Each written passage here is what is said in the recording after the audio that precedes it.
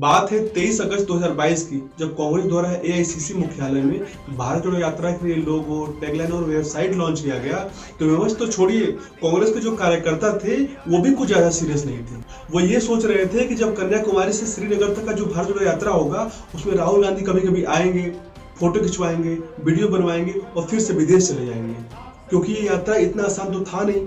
कन्याकुमारी से श्रीनगर की जो दूरी थी 3570 किलोमीटर थी और राहुल गांधी इसको कर पाएंगे कि नहीं, आधे कार्यकर्ता इसी में कंफ्यूज थे। लेकिन जिस तरह से इस यात्रा को राहुल गांधी ने निभाया, इससे वो बता दे कि वो पहले वाले राहुल गांधी नहीं है। उन्होंने अपना एक नया छवि बनाया। भारत जोड़ो यात्रा उनको उन नेताओं के बार लायक खड़ा कर दिया जो प्रधानमंत्री बनने के लायक हैं। जिस तरह वो जनता से कनेक्ट हुए, चाहे वो बुजुर्ग हो, बच्चे हो, खिलाड़ी हो, म्यूजिशियन हो या फिर बॉलीवुड एक्टर और एक्ट्रेस हो, उससे ये कंफर्म हो गया था कि जो राहुल गांधी है वो अब आदी बन गया है। पहले कांग्रेस के कार्यकर्ता कहते थे कि पार्टी में कोई काम नहीं हो रहा है। बीजेपी बोलती थी कि विपक्ष घर पर बैठा हुआ है, घर पर सो रहा है। तो बता दूं आपको कि भारत जोड़ो यात्रा में राहुल गांधी ने बता दिया था कि विपक्ष सोया नहीं है।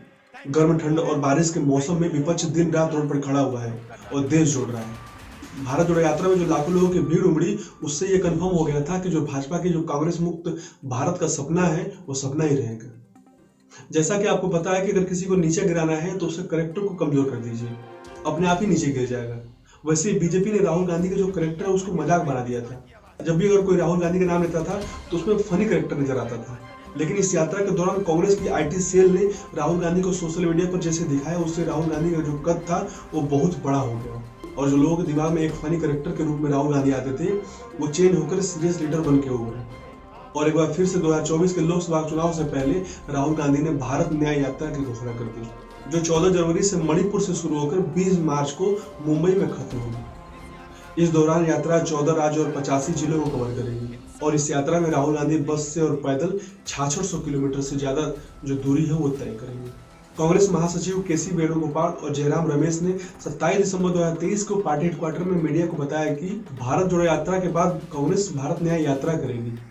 अगर रूट की बात करें तो मणिपुर से शुरू होकर नागालैंड, असम, मेघालय, वेस्ट बंगाल, बिहार, उड़ीसा, छत्तीसगढ़, उत्तर प्रदेश, मध्य प्रदेश, राजस्थान और गुजरात से होते हुए महाराष्ट्र में समाप्त होगी। मल्लिकार्जुन खड़गे हरी झंडी दिखाकर इस यात्रा की शुरुआत करेंगे और इस यात्रा का मकसद आर्थिक, सामाजिक और राजनीतिक न्याय है।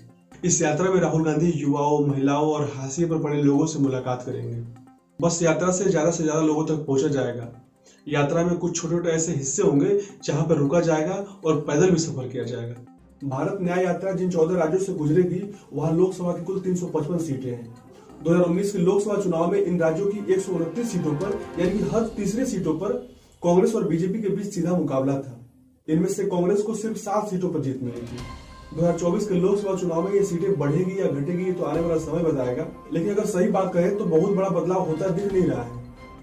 वो यात्राएं सफल होती है जो एक खास इलाके तक सीमित होती है, जहां भावनात्मक मुद्दे हो।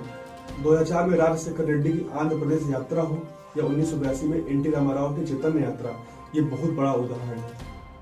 राष्ट्रीय स्तर पर की जाने वाली जो यात्राएं होती है उसका फायदा छोटे यात्राओं की तुलना में बहुत ही कम मिलता है।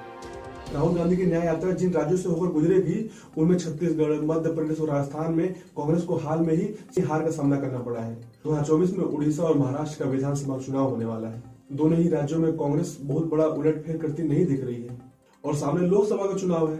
ऐसे में राहुल की न्याय यात्रा कांग्रेस की जो संसाधन है उसको अपने तरफ खींच लेगी। कांग्रेस का ध्यान और संसाधन बढ़ जाएगा। ऐसे में बीजेपी से सीधे मुकाबला में जीत पाना कांग्रेस के लिए थोड़ा सा मुश्किल होगा। भारत जोड़ो यात्रा के बाद कांग्रेस को सिर्फ कर्नाटक और तेलंगाना के विधानसभा में ही जीत मिली है। राजस्थान, मध्य प्रदेश, छत्तीसगढ़ जैसे राज्यों में कांग्रेस को हार का सामना करना पड़ा। स्थानीय मुद्दे, स्थानीय स्तर पर पार्टी संगठन, जनता का मूड और मजबूत ब्रांड होने पर ही यात्राओं से वोट प्रतिशत बढ़ता है। इस बात को 6 जनवरी 1983 को शुरू हुई चंद्रशेखर की भारत यात्रा से भी समझा जा सकता है। जब जून 1984 में चंद्रशेखर की यात्रा दिल्ली के राजघाट पर खत्म हुई तो उस समय उनके पक्ष में माहौल बन रहा था। यात्रा खत्म होने के 4 महीने बाद 31 अक्टूबर 1984 को इंदिरा गांधी की हत्या हो गई। इसके बाद जो 57वां वोट होता है वो कांग्रेस को दोबारा मिल गया और कांग्रेस बहुत ही भारी मदद से जीत गई। और ये साफ है कि न्याय यात्रा कितनी असरदार होगी ये बात उस वक्त देश में चलने वाले राम मंदिर या दूसरे मुद्दे पर निर्भर करेगी। तो आपको क्या लगता है कि राहुल गांधी का जो ये भारत न्याय यात्रा है उससे क्या कांग्रेस को फायदा मिलेगा? क्या राहुल गांधी को फायदा मिलेगा? कमेंट करके बता सकते हैं। अभी के लिए इतना ही। नमस्कार।